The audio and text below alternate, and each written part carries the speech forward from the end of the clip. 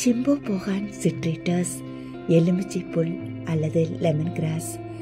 எலுமிச்சை புல் என்பது திடமான எலுமிச்சை மணமுடைய ஒரு வெப்பமண்டல மூலிகையாகும். எலுமிச்சை சுவை ஆசிய சமையலிலும் தேநீர் சுவையூட்டிகள் மற்றும் சூப்களிலும் அதிக மதிப்பு உள்ளது. இத்தாவரம் போயேசி குடும்பத்தை சார்ந்தது. பொருளாதார முக்கியத்துவம் வாய்ந்த தாவர பகுதி தண்டின் அடிப்பகுதிகளும் இலைகளும். இலைகள் முகர்த்து பார்த்தால் அதிக எலுமிச்சை வாசம் உடையவையாக காணப்படுகின்றன. எனவே இவை சமையலிலும் சூப்களிலும் சாஸ்களிலும் பயன்படுத்தப்படுகின்றன. மேலும் எலுமிச்சை வாசம் நிறைந்த டிடர்ஜென்ட்டுகள், சோப்புகள் மற்றும் வாஷிங் சோப்புகள் ஆகியவைகள் தயாரிப்பிலும் இவை அதிக அளவு பயன்படுத்தப்படுகின்றன. இத்தாவரத்தின் முக்கிய வேதிக்கூறுகள் சிட்ரோனல்லால், ஜெரனியால் ஆகும். பயன்கள்: நறுமண எண்ணெய் சுவையூட்டும் பண்புகளை கொண்டுள்ளது. மேலும் மணமூட்டிகள், ஒப்பனை பொருட்கள், இனிப்புகள், பானங்கள், கொசு விரட்டிகள், கழிப்பறை கழிவுகள் போன்றவற்றில் பயன்படுத்தப்படுகிறது. நாம் பயன்படுத்தும் பாத்திரம் கழுவும் சோப்புகளில் காணப்படக்கூடிய அதிக எலுமிச்சை வாசம் இந்த எண்ணெயிலிருந்து தயாரிக்கப்படுகிறது.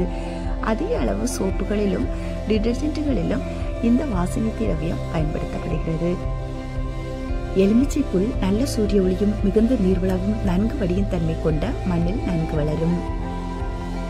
எலுமிச்சை புல் தாவரத்தினை வணிக ரீதியாக பயிரிட்டு அதிக அளவில் லாபம் ஈட்டலாம். நடவு: இத்தாவரம் ஆண்டு முழுவதும் நன்கு வளரக்கூடியது. மண்ணின் வளமையும் நீர் கொள்திறனும் அதிகரிக்க நடவு துளைகள் உரம் கொண்டு நிரப்ப வேண்டும். தாவரங்களுக்கிடையே 60 சென்டிமீட்டர் இடைவெளி விட்டு நட வேண்டும். நீர்ப்பாசனம்: இத்தாவரங்களுக்கு தேவையான நீரின் அளவு அது வளரின் மண்ணின் வகையை சார்ந்து மாறுபடும். வண்டல் கலந்த மண்ணை விட மணற்பாங்கான தளர்வான மண்ணிற்கு அடிக்கடி நீர் பாய்ச்ச வேண்டும். அறுவடை: தண்டு 30 சென்டிமீட்டர் உயரமும் தண்டின் அடிப்பகுதி 1.5 சென்டிமீட்டர் சுற்றளவும் அடையும் போது தரை மட்டத்திலிருந்து அறுவடை செய்ய வேண்டும். நாம் பயன்படுத்தும் வாசனை திரவியங்கள், டிடர்ஜென்ட் சோப்புகள், பாத்திரம் கழுவும் சோப்புகள் இவற்றில் காணப்படக்கூடிய எலுமிச்சை வாசம் இந்த தாவரங்களின் இலைகளில் இருந்து எடுக்கக்கூடிய நறுமண எண்ணெயிலிருந்தே பெறப்பட்டவை ஆகும்.